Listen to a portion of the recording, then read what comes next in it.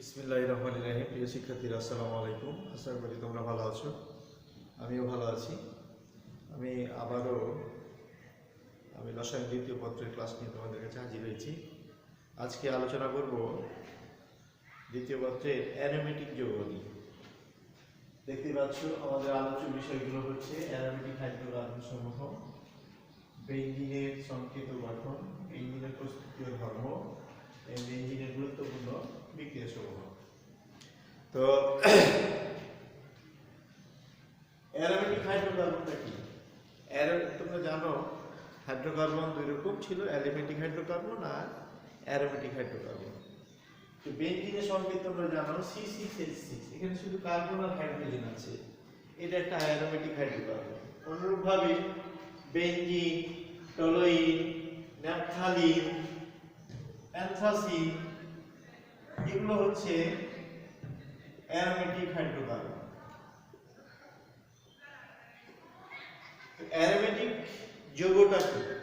তোমরা জানো, মাধ্যমিকে পড়েছো যে বেঞ্জিন ও তাদের জাতক সমূহকে বলা হতো অ্যারোমেটিক হাইড্রোকার্বন। তো এখানে তোমরা আরো কিছু অ্যারোমেটিক যৌগ সম্পর্কে ধারণা পাবে। অ্যারোমেটিক যৌগ আবার দুই ধরনের ছিল, হোমোসাইক্লিক, হেটারোসাইক্লিক। তোমাদের শ্রেণী বিভাগ পড়িয়েছি।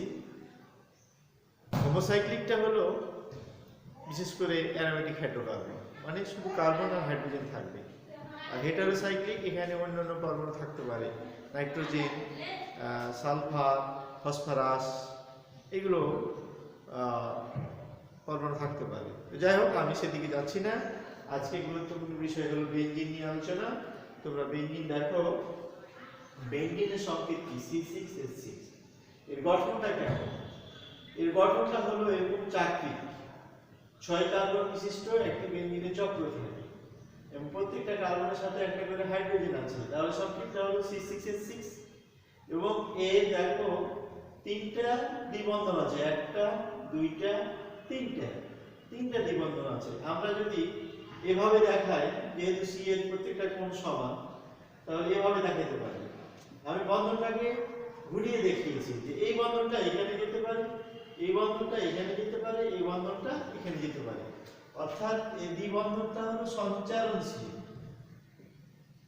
চলমান, ঘুরতে পারে। বেঞ্জিন চক্রে এটা ঘুরতে পারে।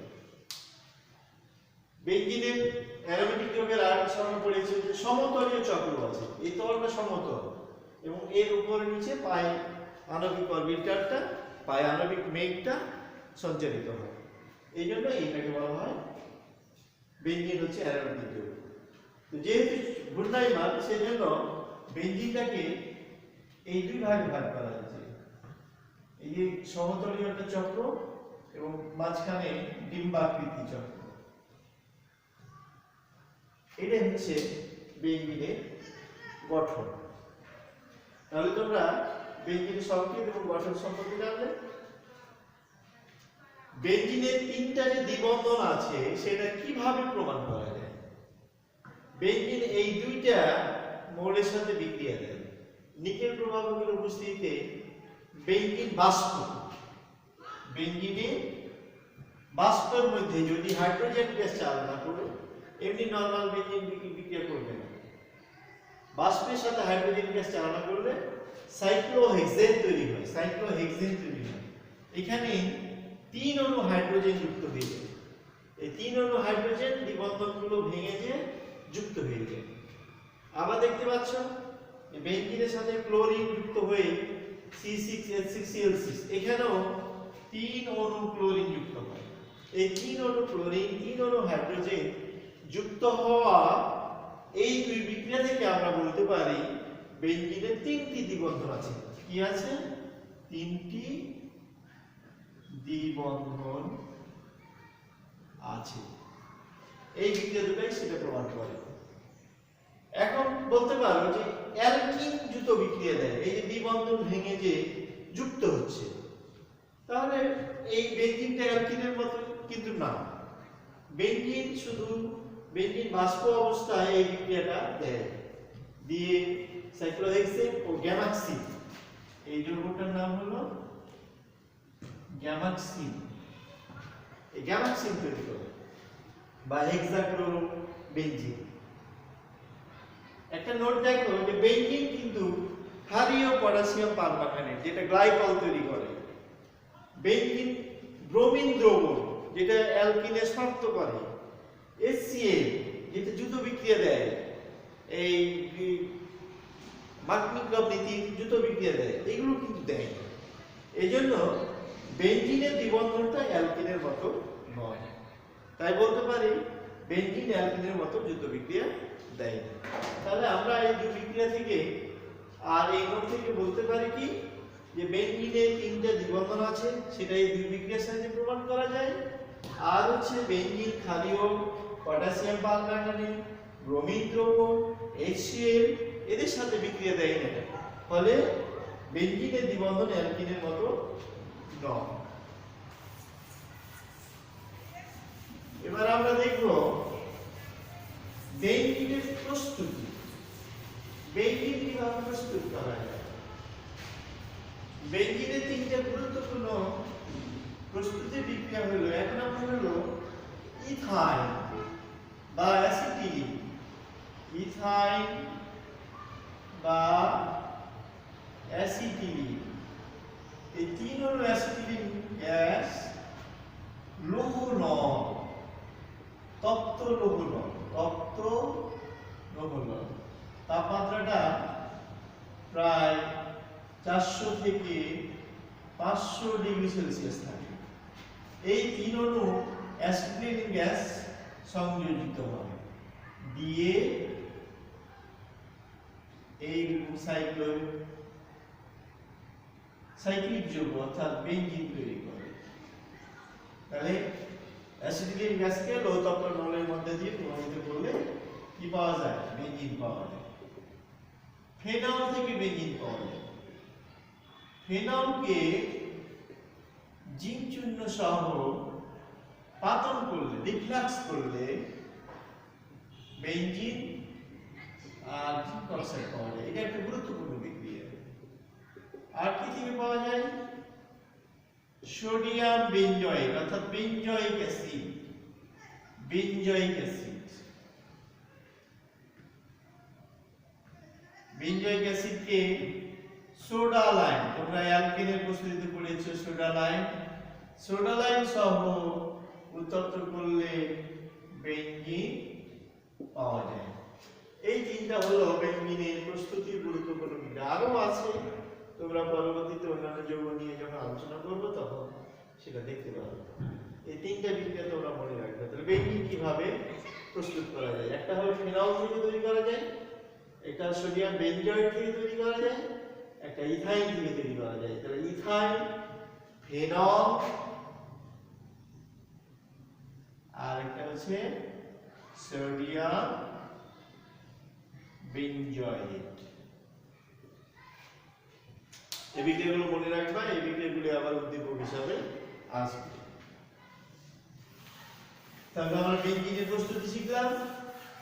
এবার শিখবো বেনজিনের কয়েকটি গুরুত্বপূর্ণ বিক্রিয়া। বেনজিনের গুরুত্বপূর্ণ বিক্রিয়া কি? বেনজিনের কিছু গুরুত্বপূর্ণ জাতক আছে, যেমন টলুইন, এই যৌগটার নাম হলো টলুইন। তারপরে ওএইচ থাকলে হলো ফেনল, তারপরে NH2 থাকলে এটাকে বলা হয় অ্যানিলিন, অ্যানিলিন, এগুলোকে বলা হয় মনোজাত। বেনজিনে অ্যামিন মূলক, OH মূলক, CH3 মূলক, ইথাইল মূলক, এগুলো কিন্তু বেনজিনের সাথে যুক্ত হয়ে গেছে। এই জন্য এগুলোকে বলা হয় বেনজিনের জাতক, এবং একটা করে লিখতে হয়েছে তাই এটাকে বলা হয় মনোজাতক। দুইটা তিনটা হয় সেটা আমরা পরে দেখাবো। আমি এখন যেটা শেখাবো যে বেনজিন থেকে কিভাবে টলুইন তৈরি করা যায়।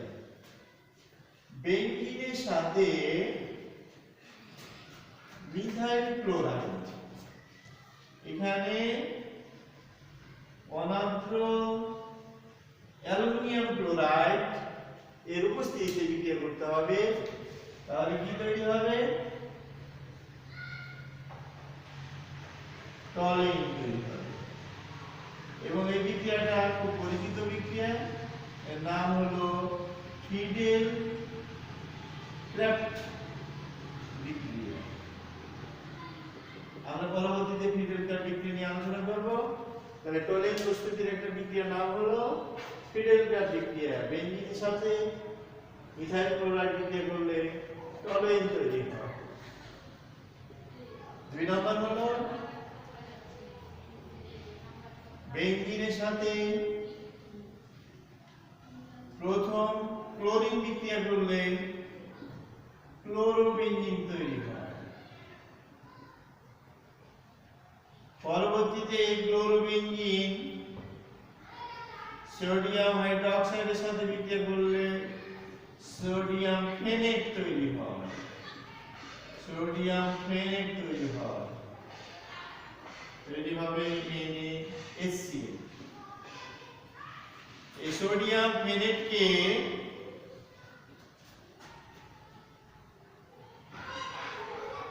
HCl যৌগে বিশ্লেষিত করলে ফেনল আর সোডিয়াম ক্লোরাইড তৈরি হয়।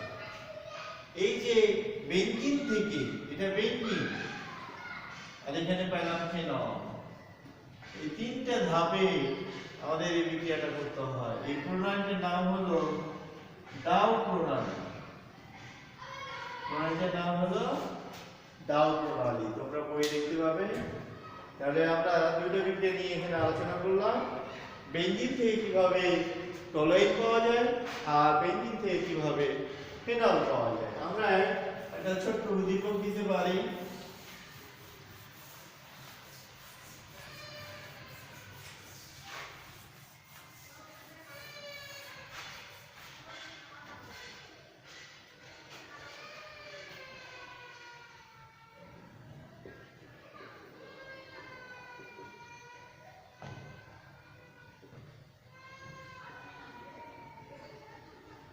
হ্যাঁ, এখানে X যৌগটা কি আমরা বিক্রিয়াতে দেখেছি।